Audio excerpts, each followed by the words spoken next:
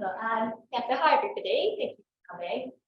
Like Izzy said, I'm Sammy, and I'm in the second year of my PhD now, and my talk is going to be all about my project. So a bit of background and motivation, then 2 studies I've already done, and where I'm hoping to take things next.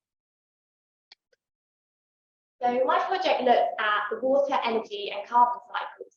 And the main aim of my project is to try and improve the accuracy of our estimates of the different fluxes of these cycles.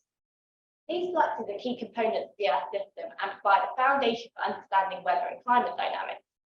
Being able to quantify them well is the first step to predicting how they might change in the future. As well as affecting general weather and climate patterns, changes to these fluxes can affect food security and water resources, and bringing awareness to these potential issues can help us develop sustainable plans and mitigate impacts. Accurate estimates are also really important for climate models, as we need them to validate them, so they can help us test the reliability of models and identify areas of improvement. They can also be important prior to that data assimilation stage in models. So in order to do this, I'm looking to create a regional inverse model where I use different constraints, such as observational constraints, mass balance constraints, and I'm also looking to exploit the relationship between the 3 cycles. So I started off by focusing on the water and energy cycles. So I'm going to start by talking about them and then go on to talk about the carbon cycle a bit afterwards. So water and energy are both quantities that must be conserved, so they should satisfy mass balance constraints. That just says if you're looking at a particular area, what's coming into the area minus what's leaving the area will be the change in what's stored over a certain time period. In a hydrological sense, the water budget says that the precipitation falling over an area, combined with the loss of water through evapotranspiration and runoff, will be the change in storage in the area. The energy budget consists of the radiative fluxes, so the incoming shortwave radiation from the sun, the outgoing shortwave radiation, which is the portion reflected back at the same wavelength, the incoming and outgoing longwave radiation, which have already been absorbed and re-emitted at that different wavelength. Then the radiative fluxes are mostly balanced by the sensible and latent heat fluxes, and the difference is the ground heat flux, which is the energy being absorbed at the surface of the ground below. And this term tends to be quite a bit smaller than the other terms. So the evapotranspiration term and this latent heat flux are effectively the same quantity, but they're just expressed in different units. And you can convert between the 2 using the latent heat vaporization. So this shared term means that the budgets are coupled, and you can use observations for both cycles to constrain each other. And this was first done by the NASA Energy and Water Cycle Study, and I've been looking to build on these ideas. So these budget equations are also useful tools to assess some inaccuracies in the observations. Since when we combine observations from independent data sources, these budgets are not satisfied, which is due to uncertainties associated with the specific data products. And some fluxes we can measure better than others. In general, over recent decades, we've seen significant improvements in our measurement capabilities with new remote sensing technology. So one data set I'm particularly interested in is the gravity recovery and climate experiment, GRACE. So GRACE is a joint satellite mission between NASA and DLR, which is the German space agency. And it was launched in 2002, with its follow-on mission launched in 2018. Unlike other Earth-observing satellites, which carry instruments on board that measure some part of the electromagnetic spectrum, the GRACE satellites actually act as an observing system themselves. So they're used to construct a map of Earth's gravity field every 30 days. And it does this by using 2 identical satellites, which are in the same orbit, about 220 kilometers apart, and they're constantly measuring the distance between themselves. As the satellite in front travels over an area of more mass, there's a stronger gravity field which causes the satellite to speed up and increasing the distance between the 2 satellites. Equally, if it travels over an area of less mass, it will slow down and decrease the distance. Over long time scales, most of the Earth's gravity field is staying the same, but the time varying part of the Earth's gravity field is coming from movements of the water as it cycles through different phases. So this means that GRACE is able to construct a time series of Earth's water storage anomalies based on these gravity field changes.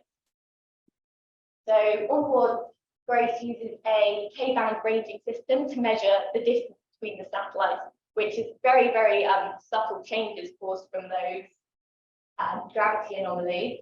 And I think GRACE FO even uses a laser to do this, which has an even higher precision. There's also a GPS system to track the exact position above the Earth.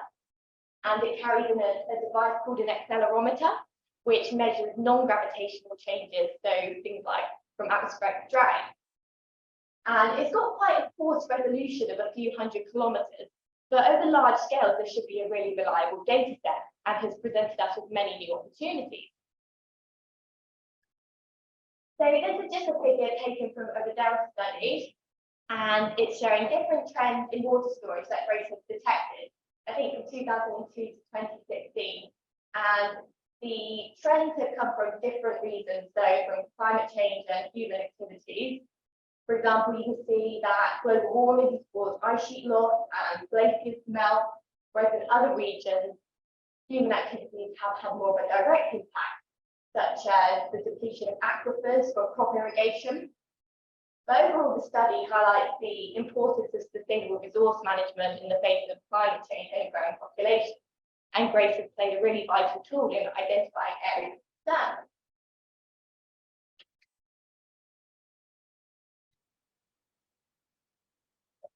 Now, so these are some of the data that I've used in this first study I'm going to talk about, which is called Water and Energy Budget over Hydrological Basins on Short and Long Time Scales. So I try to use satellite products where possible, such as GRACE and series for the radios and fluxes. Then GPCP and Flux are both merged products, so they combine satellite data and in situ measurements. And GRUN is actually a gridded runoff product, which uses in situ measurements to train a machine learning algorithm that estimates runoff based on precipitation and temperature. So on the right here, you can see some of the regions I've looked at for just large river basins mostly. And next slide. So these figures are showing some of the imbalance from the budget equations when we input those data sets. On the left is the water budget residual. So this would be 0 if the observations were perfect. And on the right is the amount of energy that would be absorbed by the ground according to observation. So essentially that ground heat flux term, I called it net because I've not actually used any ground heat flux observation. So this isn't a residual, it doesn't be 0, but we do know it should be small. And the overall magnitude of this net is relatively large and will correspond to significant changes in surface temperature that would not really be realistic in this time frame. Although we can see some features we would expect, like a higher net in the tropics and the lower net at high latitude. So in order to further assess some of the imbalances between GRACE and the other fluxes, I produced this flux inferred storage based on taking the time integral of the total fluxes into and out of the region. So that takes the left-hand side of the budget equation using the precipitation, evapotranspiration and runoff observations. And this is then initialized with the GRACE storage, so the F0 here. And this means that if the fluxes were initially consistent with GRACE, this would produce exactly the GRACE time series. But instead, it actually quite clearly highlights some imbalances. So on this figure on the right is an example for the Mississippi Basin. The orange line is the GRACE storage. Then the solid purple line is the flux inferred storage after it's been detrended to match GRACE. So what the detrending is that is it forces it to start and finish at the same place. But it does preserve any seasonal and interannual variability that's contained in the observation. So we can pick out some useful information.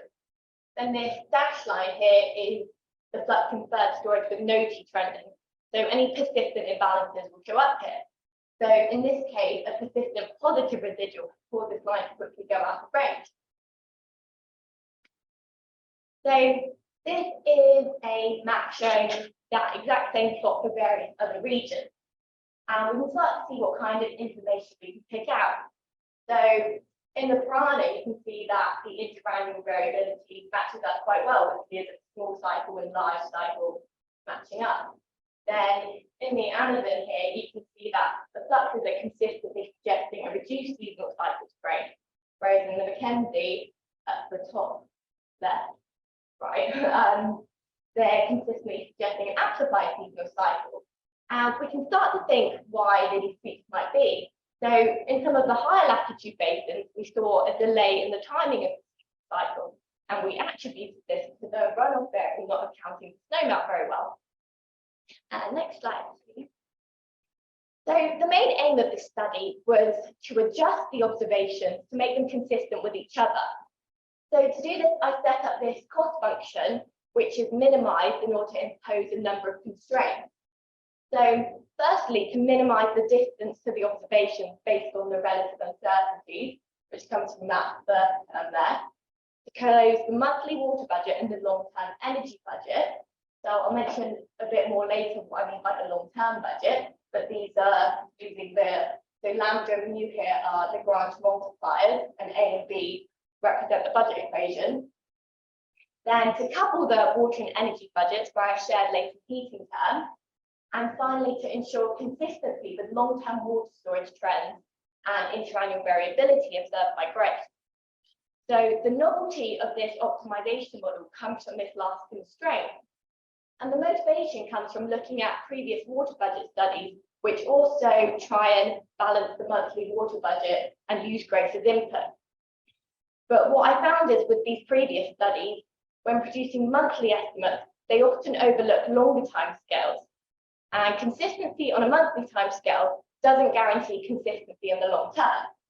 And I'll explain this a bit more on the next slide. So when you're looking at the water budget equation, the storage term is a storage change flux. So that describes the change in storage from one month to the next, written as DS. And that's for units millimeters per day or centimeters per month. Whereas GRACE is measuring a total water storage anomaly in centimeters. So to get estimates of DS, you must derive this from GRACE. And in doing so, you can actually lose information. So in this figure on the right, probably your left, is the monthly storage change flux DS from GRACE and from 3 other water budget studies, which would be equal to their precipitation minus evapotranspiration minus runoff estimates, because they've also aimed to balance the budget. And it's also got our optimized DS on there. But what I'm trying to show in that figure is that they're all very similar, pretty much indistinguishable on this monthly timescale. But on the right here is when we integrate them to look at the total water storage anomalies these monthly changes are applying. And they've all been initialized with GRACE again. And you can see that all other products are now showing some divergence to GRACE.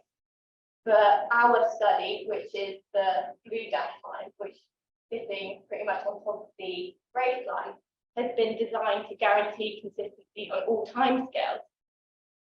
So the reason why the other storage is not matching GRACE anymore on the longer timescales is because some kind of cumulative bias is occurring. So when they're doing their optimization, if you're only looking at that monthly change flux, their optimization might permit you to, say, increase the DS each month, and that would still be within their specified uncertainties. But to look at total water storage, you need to add all these monthly changes up. So if they're increased a bit each month, then when you're adding them all up, they're going to have some divergence. Now, the green line here labels CDR for a climate data record, which was a study by Zhang et al. In 2018. They did make some considerations to say we can't just keep adjusting DS in any way we like, or there's going to be some storage divergence. So what they did is, after their optimization, they made a mean adjustment to the DS flux to force that to be 0. So what that does is it does prevent any divergence, and you can see it does a better job at matching the long-term storage trend, but it does prevent them from actually representing any trends. So in the yellow river basin, you can see the starting speed, the decline in storage, and that constraint is not going to allow them to represent it, and neither do the other studies. And being able to produce fluxes that hold this information about these long-term trends can be really important for understanding and managing water resources. So that's where we saw some advances in our model.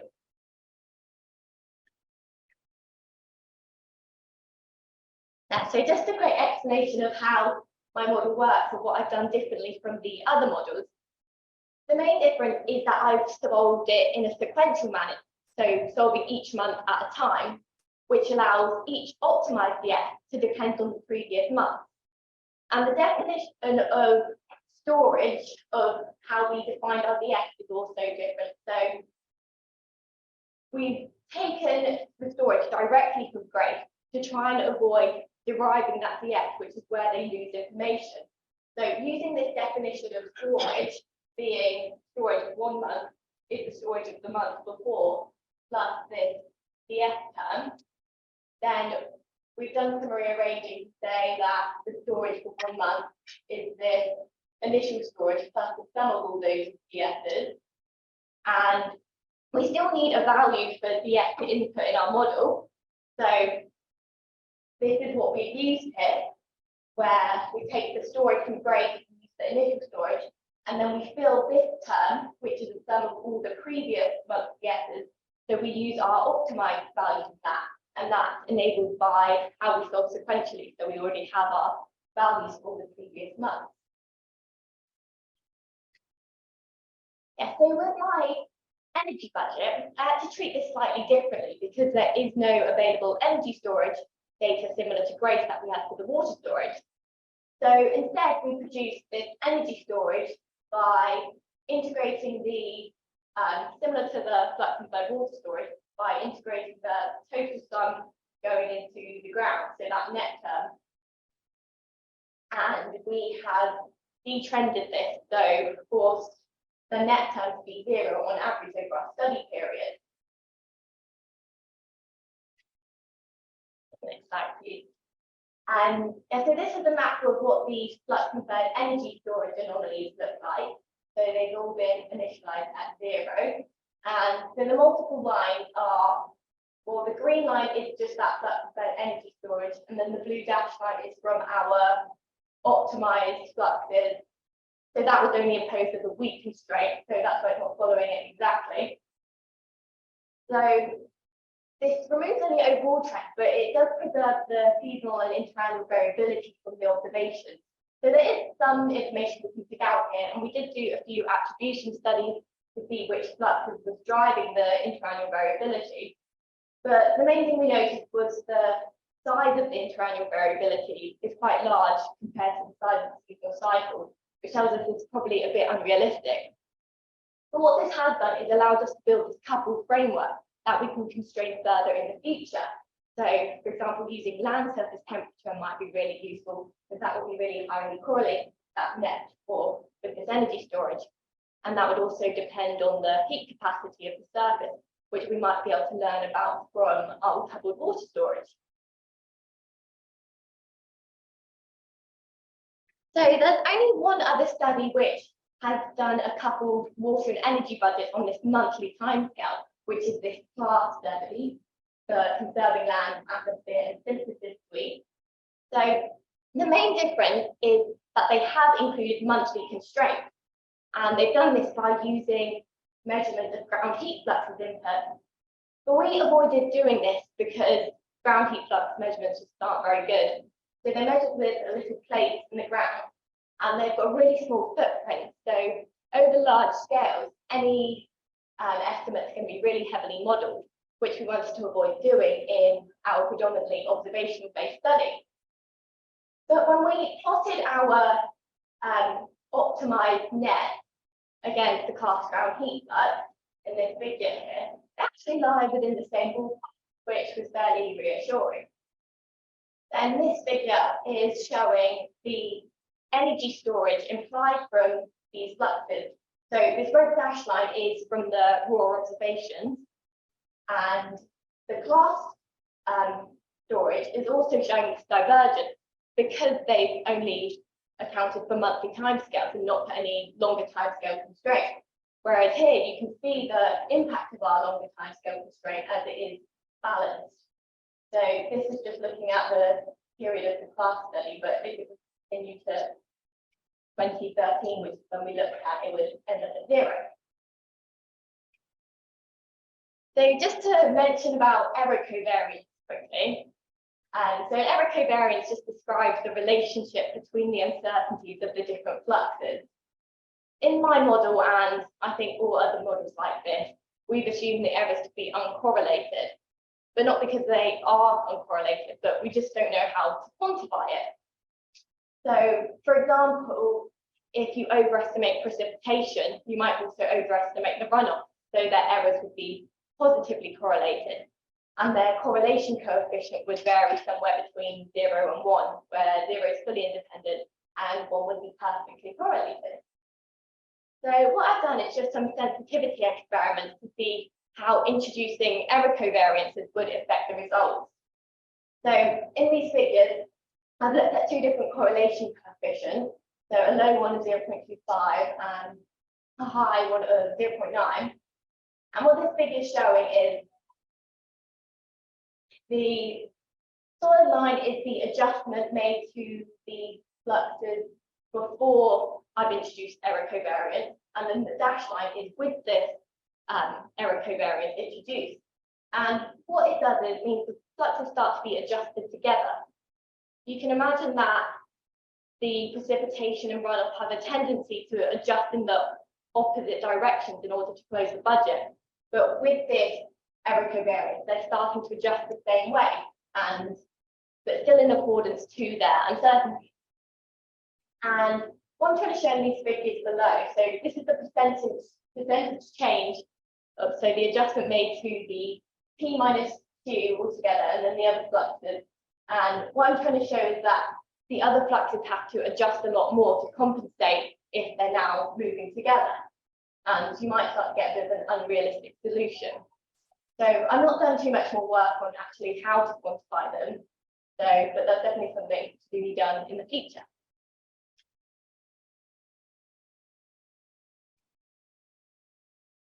So moving on to the second study I'm going to talk about. More recently, I've been doing some work on endorheic basins, which are regions where there's no drainage into external bodies of water. So that makes the runoff term in the water budget equation 0. These regions are typically located in arid and semi-arid regions, and they're very vulnerable to climate change and human activity, because a really delicate balance between precipitation and evaporation is needed to maintain storage levels. And on average, we've seen a decline in the global endorheic water stores. More common example is the decline of the Aral Sea, which has lost nearly 2/3 of its size in less than 50 years. So these are some of the regions I looked at. So they mostly consist of smaller sub-basins. So this is the Caspian Sea basin, which you can see includes the Caspian Sea itself, which is the largest endorheic lake in the world. And this was an attribution study where I asked the question, can the precipitation and evaporation observations explain the gross storage variability? And can we attribute any specific features to either precipitation or evaporation? So this is an example for the Caspian Sea basin. Like before, when I produced that flux inferred storage, I've done a similar thing, but using the precipitation and evaporation storage separately. So this here is the precipitation inferred storage plotted against growth, and the evaporation storage against growth as well. And what you can see is that the precipitation is quite clearly driving the interannual variability. You can see it matches up really well, this slight increase and all of that trend. Whereas the seasonal cycle is coming primarily from the evaporation. And then when you put them together, it does actually explain the grade variability quite well. So these are just a few more figures I plotted for this study. So this is the storages after they've been deseasoned and detrended to isolate the interannual variability. And the multiple lines on there, so the dashed line is the storage inferred from the raw observation. Then I've also performed a similar optimization I described before to enforce budget closure. So that forces the observation to be able to explain the variability. And you can see most of the impact of the budget closure is seen in the interannual variability of the evaporation, as it's introducing this high frequency variability that the observations weren't able to capture, then this flat line here is just because the flux from evaporation data ended in 2014. So I just extended it using the mean seasonal cycle. And the uncertainties were also increased for the budget closure for that part. Then this is showing the mean seasonal storage cycle and the mean seasonal flux cycle. And you can see there's no seasonal cycle coming from the precipitation. But the grey seasonal cycle matches the evaporation storage cycle quite well, even before budget closure. So when we looked at the other regions, it's not quite as clear cut as to which was driving which feature, but the main conclusions we came to was that precipitation was the dominant driver of the interannual variability. So in the arrow you can see that there's some signal of increasing storage and then a slight decrease here. And that is able to be explained by that precipitation storage. Although what we see is that the size of the variability of precipitation is a lot larger than the storage variability. And that's where the evaporation plays a dampening role. So you can already see there's some evidence of the evaporation throwing a dampening role here, and then that's just enhanced after the budget closure. Then looking at the mean seasonal flux cycles in the figures below, you can see that the budget closure isn't having a huge impact, which tells us that the observations do quite a good job at representing the great seasonal cycle, except from this region in Asia, where there has been a phase shift after the budget closure.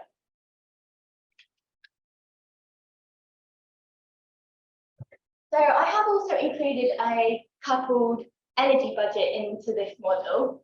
And the main difference is I've included yearly balance rather than just that long-term balance, which prevents that large interannual variability, but it might also prevent some interannual variability that might exist. So there's still a lot of work to be done on this energy cycle, but we're mainly interested in to see what connections we can see with this energy storage and the water storage. So in this central Australian region and the Aral Sea basin, we saw like the blue line, which is from the raw observation, is showing this decline in storage, which coincided with a decline in that evaporation inferred storage. So the link here is that the more evaporation is causing the drier surfaces, which would change the heat capacity and affect the energy storage.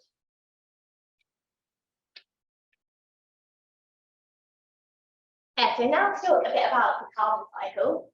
The largest carbon flux is the gross primary product, which is the uptake of carbon through photosynthesis. Carbon is released back into the atmosphere through respiration. You get autotrophic respiration, which comes from plants, and heterotrophic respiration, which is mostly microbial decomposition. Carbon is also released back into the atmosphere through different disturbances, such as fire and harvest. Then if you look at my little schematic at the bottom here, you can see that some of the other carbon terms are just combinations of these fluxes. So the net primary product is the GPC minus the autotrophic respiration, then the net ecosystem exchange is GPC minus the entire ecosystem respiration. The net biome production further includes the disturbances as well. Then we also know carbon's released into the atmosphere through human activity, burning fossil fuels. So that's this F term here. And then the net atmospheric flux includes that as well. So observing the carbon cycle tends to be a lot more difficult than with the water or energy cycles, but there's still a lot of data products available which use a variety of different techniques. So on a smaller scale, you get eddy covariance measurements, which directly measures that net exchange of carbon between the ecosystem and the atmosphere. They're seen as quite reliable measurements, but then additional processing is still needed to partition that into the GPP and respiration. And machine learning is also often applied to upscale those measurements, but that can have a lot of uncertainty associated with it. You get atmospheric inversions, which use transport models and measurements of atmospheric CO2 concentrations to infer information about carbon sources and sinks. And there's different methods that involve carbon isotopes.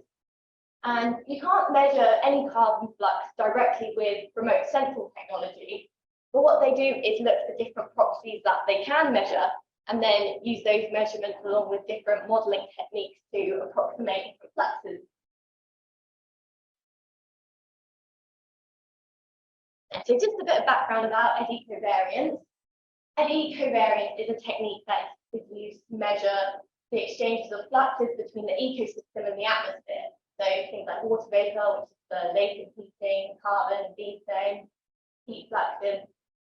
And they use the idea of turbulent eddies, which are just circular movements of air caused by temperature fluctuations.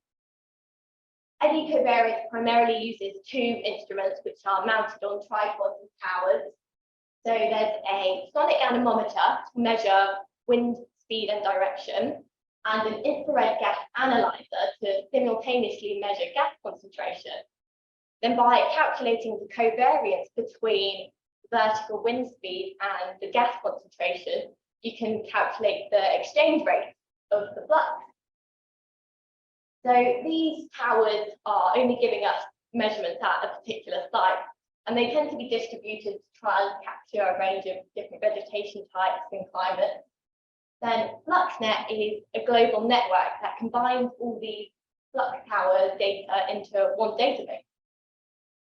And I've been looking at some of the FluxNet 2015 data recently, where I'm looking at that relationship between GPP and the latent heating, and in hopes to try and learn something that I can use to constrain the remote sense estimate. So just some examples of how remote sensing is used to estimate carbon fluxes. So firstly, any remotely sensed products of these carbon fluxes are not measurements, and they don't like you calling it that because you can't directly measure any carbon fluxes.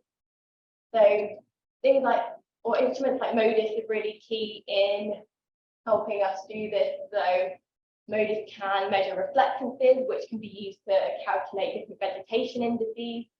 So like the normalized difference vegetation indice or the enhanced difference vegetation indice. But they can be used to infer information about the vegetation densities and photosynthetic activity, which can then be used to calculate GPP. Leaf area index is also really important.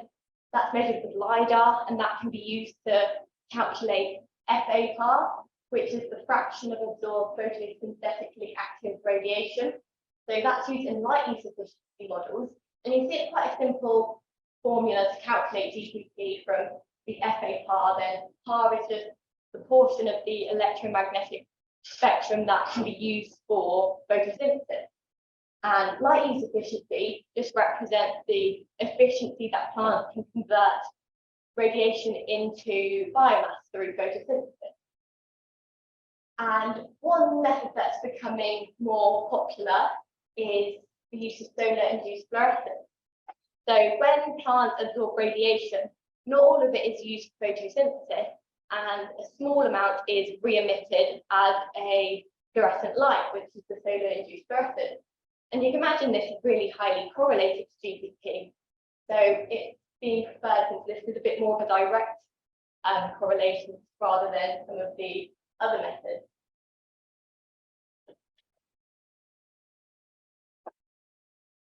Yeah, so for my research, I'm interested in the relationships that exist between the different cycles.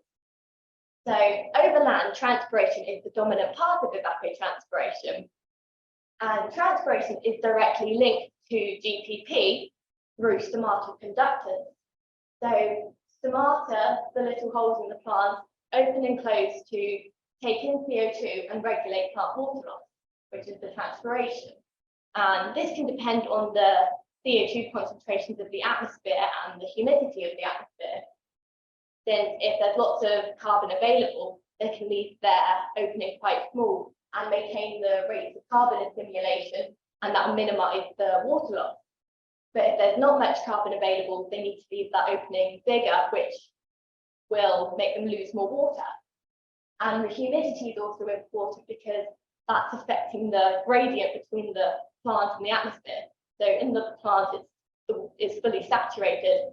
So the less humid it is, the faster the rate of water loss is going to be.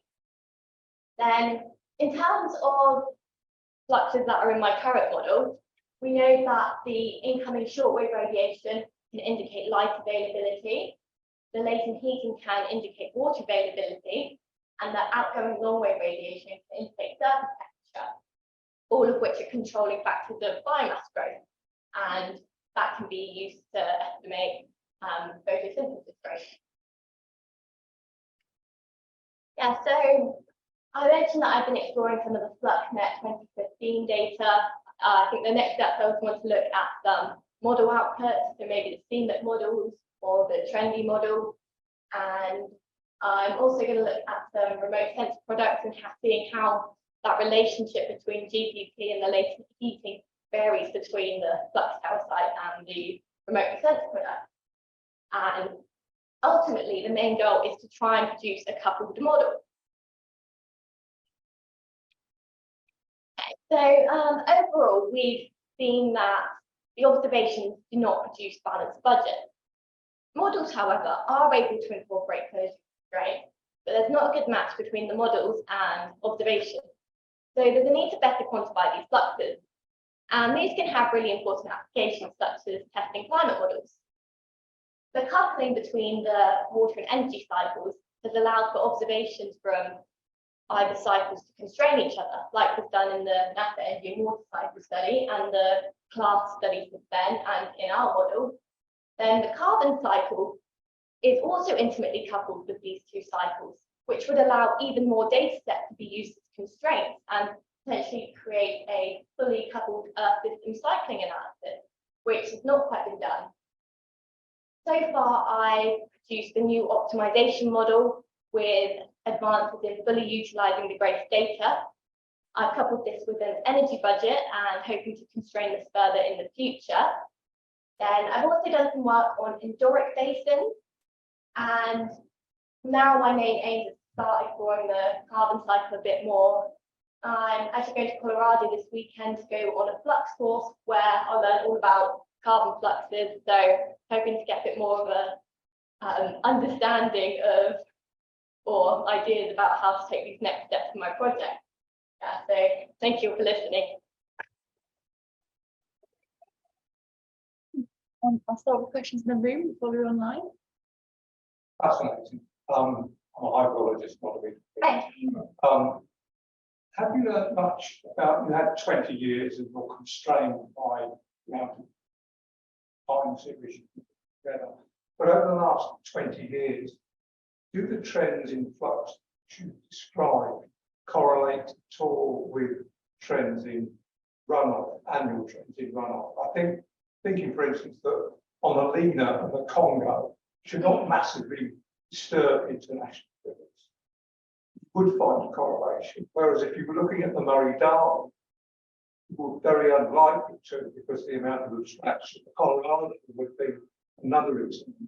So it's the degree to which the trends you're identifying and recognizing compare with what I'm a hydrologist, with what hydrologists might measure. Yeah, so I've not actually done any work looking at those trends. So yeah, for now I've just basically built the model with that study. But yeah, that's definitely something that I need to look into. So, Excellent. yeah. Any more questions? And we'll see if there's any online.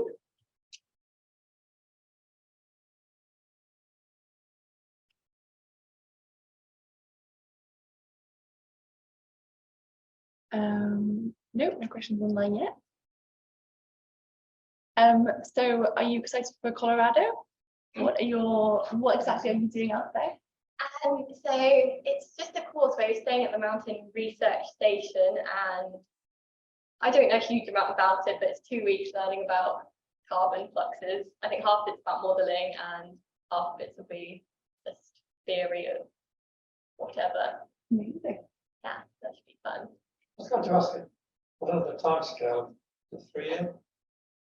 Just a 3-year project? Yeah. At some stage, you can't take in every comment, like Terry's comment here about this. You could look into it on and on. I'll just sort of keep on course, really. Yeah, so that's the thing, even with the endurance facing work, I was supposed to not do that and then move on to the carbon work and things keep coming up. But yeah, I think I've got to the point now I want to decide, I need to decide what I want to do. And I think the main bit that interests me is trying to couple in some form of carbon budget model. So I think it might be a bit optimistic to have a fully functioning one. So even if it's just including 1 or 2 fluxes, I think that might be the way forward. But yeah, I think now after my 2 years, only a year left, like you say. So yeah, I'm gonna have It's to. good to say increasing model. Is that something that be available to other people to? The code is online. learn on? Yeah. So yeah, I've got my code for it on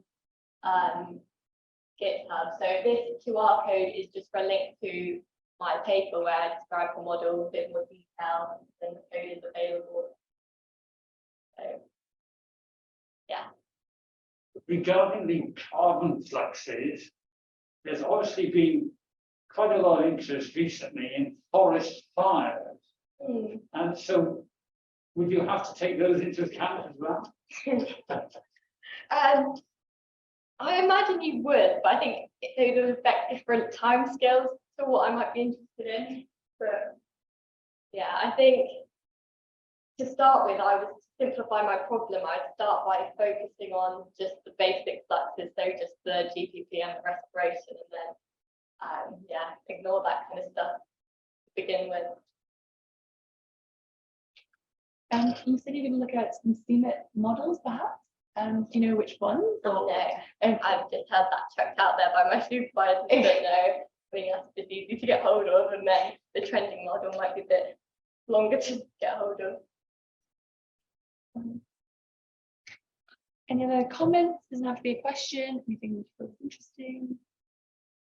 I'm quite intrigued as to one of these problems, what the data sources. So for this, I've literally just used 4 data for however many, like I've used 1 product for each observation, which was just to try and see if the model works in bringing them into consistency. But then if you could run it with different models or different products, for example. I think to improve what a lot of the other studies do, they use an ensemble of products for each flux. But what we've done to account for this is we accounted for that in our uncertainties, which we took from the NASA Energy and Water Cycle study and downscaled them, but they have accounted for the range of different products. So this model is quite, it's not too complicated and it runs quite quickly.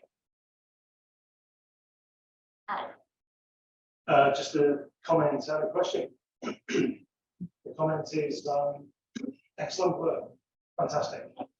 The question I've got is about the carbon cycle itself and the timescales that you're looking at, compared to what's happening, shall we say, today and the next 5 to 10 years. It's quite obvious from earlier comments about fires, bushfires. There's a hell of a lot of those occurring right now, including, I understand, near Colorado. So, you know, watch out for that. But also increasing trend. Certainly over the last 5 or 10 years, that's what we've done. And to what extent do you think that will affect your research and possibly futures that you may not do? Sorry, this is a loaded question, but how does your work fit in with the changing carbon budget as we speak? I think you'd have to do some more work to try and separate those carbon fluxes coming from the fire to all the other fluxes that I'm more interested in perhaps.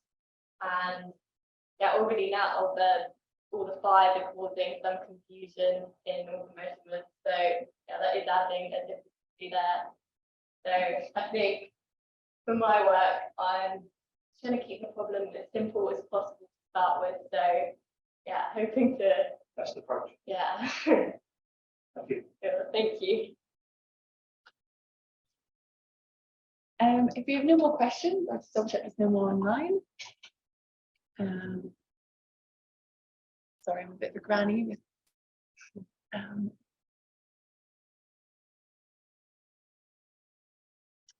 No more. Then we'll end it there. Should we give Sammy another big round of applause?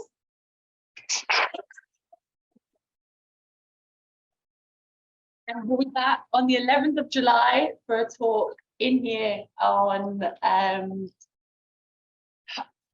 sea, ocean, and something to do with, goodness, it's on the events page. 11th of July, be here, Tuesday the 11th. It's very interesting, I'm sure.